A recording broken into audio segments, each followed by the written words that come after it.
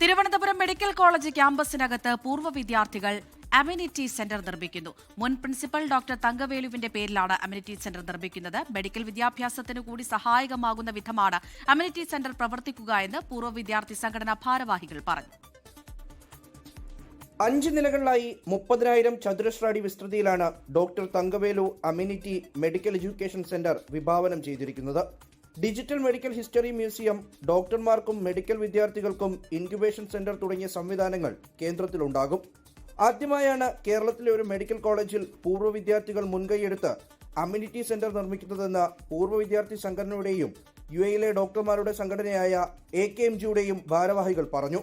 Amenity centre പ്രധാനമായിട്ടും നമുക്ക് വിദ്യാർത്ഥികളുടെ മെഡിക്കൽ വിദ്യാർത്ഥികളുടെയും മെഡിക്കൽ ടീച്ചേഴ്സിൻ്റെയും ഒരു സ്കില്ല് ഡെവലപ്മെൻറ്റിന് വേണ്ട സഹായമാണ് പ്രധാനമായിട്ട് കൊടുക്കുന്നത്. അത് പൊതുജനങ്ങളെ സംബന്ധിച്ചിടത്തോളം നമുക്കൊരു ഒരു മെഡിക്കൽ ഹിസ്റ്ററി മ്യൂസിയം, അതായത് നമുക്ക് ഇപ്പം നടക്കുന്ന മെഡിക്കൽ റിസർച്ചുകളെ പറ്റി അതിൻ്റെ ബാക്ക്ഗ്രൗണ്ടുകളെ പറ്റിയുള്ള ഒരു അവയർനെസ് സയൻറ്റിഫിക്കായിട്ട് പലപ്പോഴും വളരെ തെറ്റായ മെഡിക്കൽ ശാസ്ത്രീയ കാര്യങ്ങളാണ് പലപ്പോഴും നമ്മുടെ സോഷ്യൽ മീഡിയയിലൊക്കെ വരുന്നത്.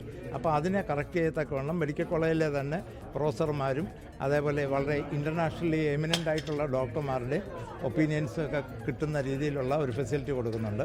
പിന്നെ അതേപോലെ വിദ്യാർത്ഥികളുടെ മാനസികവും ശാരീരികവുമായുള്ള ആരോഗ്യ വികസനത്തിനായിട്ട് അവർക്കുള്ള ഒരു ഹെൽത്ത് ക്ലബ്ബും റിക്രിയേഷൻ ഏരിയ ആ രീതിയിൽ നമ്മൾ ചെയ്യുന്നുണ്ട്. വിദേശ കമ്പനികൾ കേരളത്തിലെ ആശുപത്രികൾ ഏറ്റെടുക്കുന്നത് ആശങ്കാജനകമാണെന്ന് തിരുവനന്തപുരം മെഡിക്കൽ കോളേജ് പൂർവ്വ വിദ്യാർത്ഥി സംഘടനാ പ്രസിഡന്റ് ഡോക്ടർ ജോൺ പണിക്കർ പറഞ്ഞു.